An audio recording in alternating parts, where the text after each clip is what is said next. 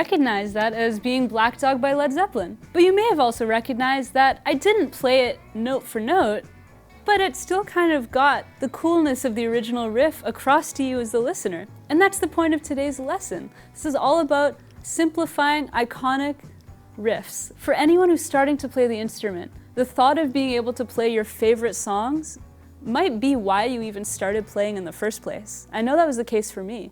But it can be really discouraging when you start playing and you feel like you're gonna have to put in years of work before you can even attempt your favorite songs. But what I want to show you today is some of these songs, if not most of them, can be simplified in some way. It can serve as a stepping stone to one day get to a point where you can play it note for note, but you'll just be able to have fun in the meantime, even as a beginner. I wanted to start with a riff that a lot of people recognize. Sweet Home Alabama. You know, if I play the original for you, which I will in a moment, there are lots of little subtleties and nuances that might be pretty tricky for someone who's first starting. What happens is, you look at all the nuances and you sort of put them up here, put a pin in it and think, okay, maybe one day I'll work towards that. But if we take away all of the sort of advanced techniques that go into playing this riff, it can still be played in a way that'll sound awesome. So this is the original.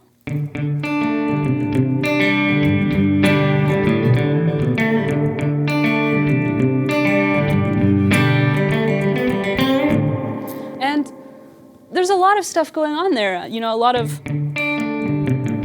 ghost notes, that's what this is called, where you sort of have a lot of notes between notes, and that can be pretty difficult for someone who's first starting. Of course, the fills. Those also took me a while to get down when I was first starting, but if we take all of those away, you can end up with something like this.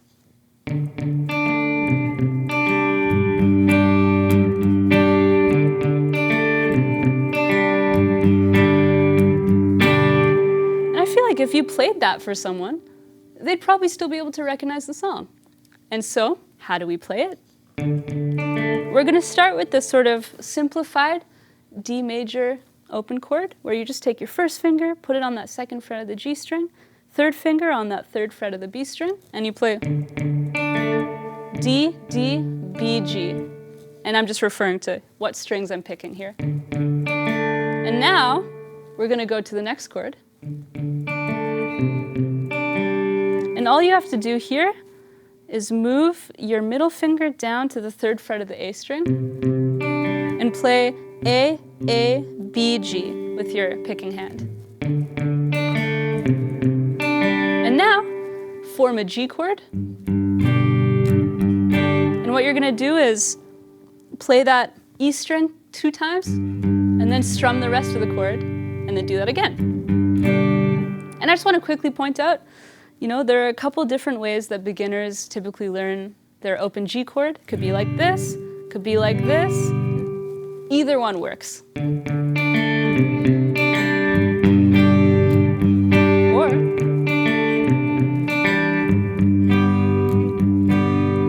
I think the point still comes across either way. And this is a great one to start with. So up next, I'm going to play the iconic riff from Smells Like Teen Spirit by Nirvana.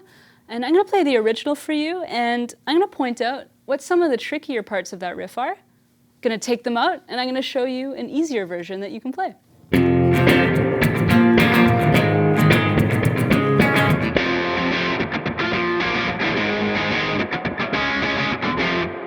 And so what makes it difficult is, you know, going from all these power chord shapes, you know, using 3 fingers like this and moving this shape around might still be a little bit difficult. So you can actually simplify that shape a little bit. I'll show you how in a second. And of course, the strumming is something that a lot of beginners would find very difficult. I certainly did, because there's a lot of stuff like that going on in between the chords. And that's a technique that can take quite a while to develop, you know, muting with your fretting hand, you know, keeping your right hand loose enough that you can do lots of strumming like that. It's difficult. So here's a simplified version that you can play right now.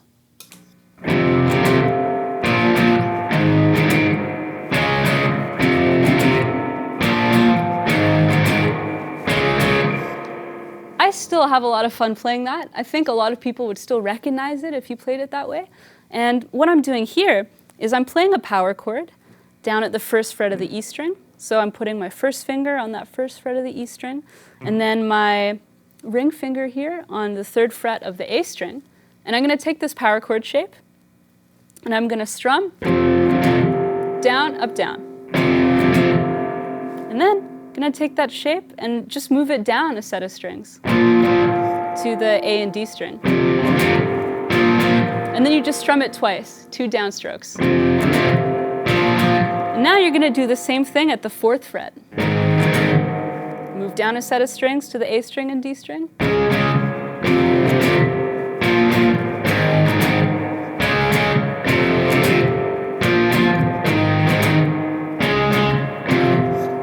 I think that sounds pretty cool. Up next, we have the iconic and beautiful opening intro to Brown Eyed Girl by Van Morrison, which sounds like this.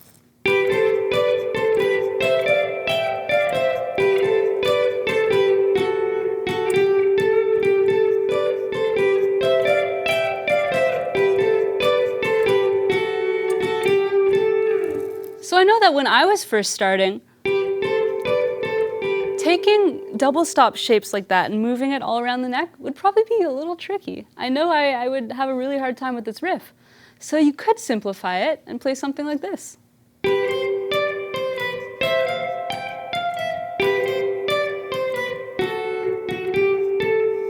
And essentially what we're doing is we're still keeping some of the double stops in there, which is, probably the best part of the riff, but we're just, simplifying things a little bit.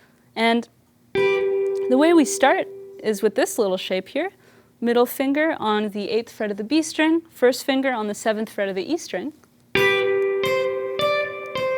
And then we play the 8th fret, 10th fret, 8, 7, all on the high E string. And once you get comfortable doing that, you move this up to the 13th fret with your middle finger and 12th fret with your first finger, and you do the same thing. So that little melody on the high E string, 13, 15, 13, 12. And again, that was exactly the same as what I did down here. Just moved it up. Simple as that. And then back to the 8th fret and 7th fret. And the last thing you do sounds like this. And you end up playing, the 7th fret of the B string and the 5th fret of the high E string. You can either do that with your second finger and first finger, or you could put your third finger there. That might be even easier, just to avoid having to stretch quite as far. You could even try your pinky. Do whatever is most comfortable to you. And you end like this. On the B string, you play 7, 8, 10. And one thing I wanted to point out is the rhythm changes a little bit, because the first part is da da da da da.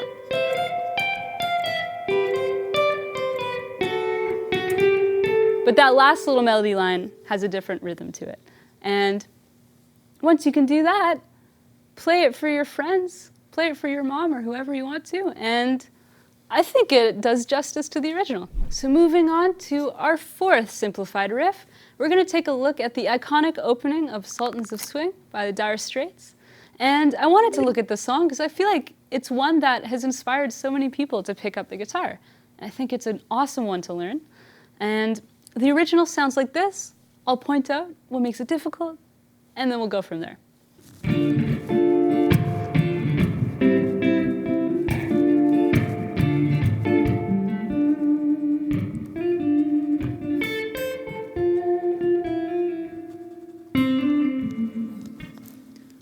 So there's a lot going on there, a lot of intricate sort of lines and finger picking and stuff that might take you a while to figure out when you're first starting the instrument.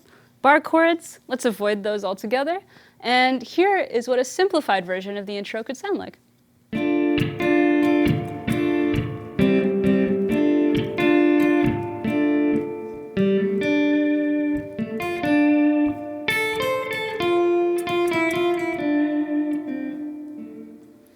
And so, what we're doing here, firstly, is instead of playing any bar chords, we're going to play an open chord shape. And if you know your D minor chord shape, that's exactly what we're starting with. But in case you don't, I would recommend putting your middle finger on that second fret of the G string, third finger on the third fret of the B string, first finger on the first fret of the E string, and you're going to end up playing like this. So it's 4 times, and it has this rhythm to it. Dot, dot, dot, dot. And you could strum all down. You could play down, down, up, down. It's whatever you find most comfortable.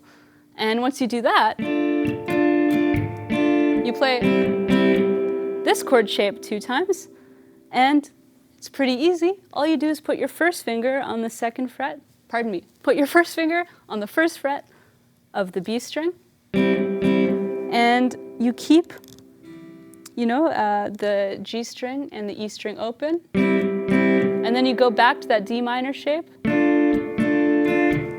with the same sort of pattern, dot, dot, dot, dot. Before I move on, I just want to make sure I point this out. With that D minor chord shape, you can just play the G, B, and high E string.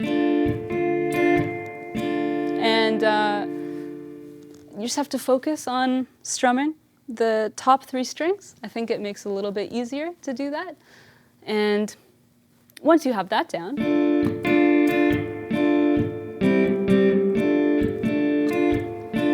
we'll start with the melody, which sounds like this. And the reason I wanted to move it down here where there are open strings is just because that's a part of the neck that usually beginners are a little bit more familiar with. This is a difficult thing. When you're a beginner, learning things by ear might be something to work towards, can be a skill that you develop over time. But what you can do, and something I did when I was starting, is I'd go to YouTube, I'd find a song I wanted to learn, and I would slow it down and put it on 0.5 speed. And then from there, I would see if I could figure it out down where the open strings are. And that would sometimes make it a lot easier to play. And so, I will show you how to play this first part. If you follow along with the tab, we have that, G string open to the second fret, third fret of the B string, and then coming up to the first fret of the high E string, back down to that third fret of the B string. And now we're going to come up to the 5th fret of the high E string. And we're going to play 5, 8, 5, 1. And here I'm playing, first finger to pinky, but when you're starting, you can use whatever fingers are most comfortable to you.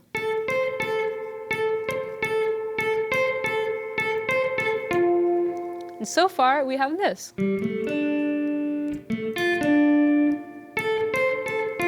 And then, here we're just playing, that first fret of the high E string, open, first fret, and then you end up landing on that third fret of the B string.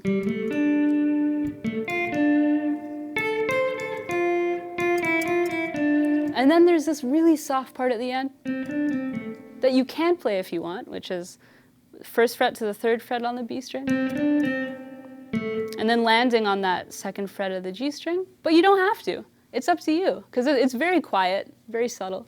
But either way, this is what it sounds like all together.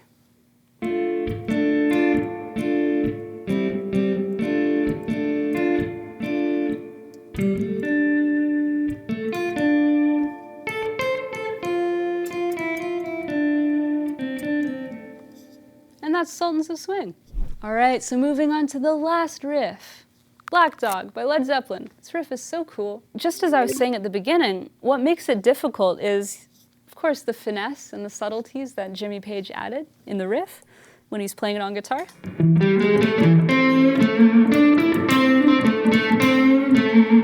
Bending, vibrato, trills, all that kind of stuff. I think, it's great to work on that stuff. And maybe you're the kind of person who says, if I'm gonna learn a riff, I only wanna try to learn it note for note right from the start. Well, in that case, amazing. You do you. It's however you best learn. But sometimes a lot of people wanna use a stepping stone to get there. And that's, again, the point of this video, just to reiterate. And to play it in a simplified manner, you're gonna start on that 7th fret of the A string, and then we're gonna play 5, 6, 7 on the D string. Back down to the 7th fret of the A string. And the next part sounds like this. And this might get a little confusing to explain, so I want to play it slowly for you and see if you can use your ear to pick out what I'm doing.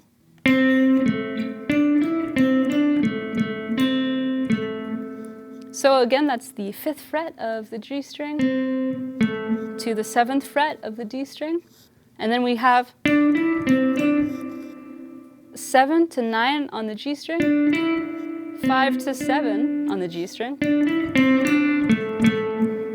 And then we play that 7th fret of the D string 2 times. So far we have.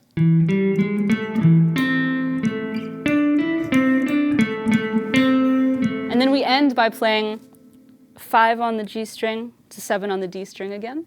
So now, this is what we have.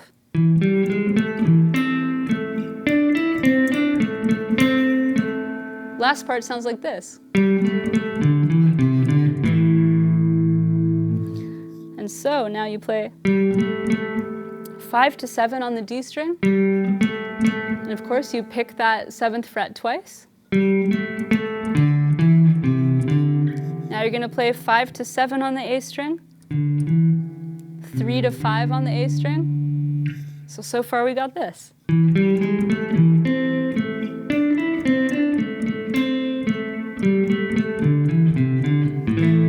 then land on an A power chord. So the way you would play that is, it's really just 3 strings of your A major open chord. Open A string, 2nd fret of the D string, and then 2nd fret of the G string. However, a full open A chord would work as well.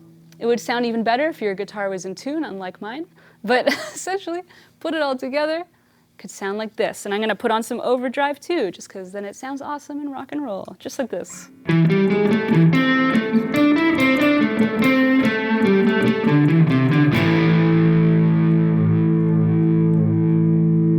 Pretty cool.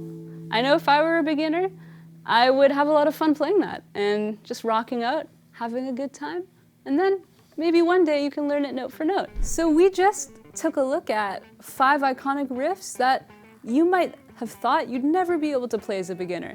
And I hope this showed you that there actually is a way.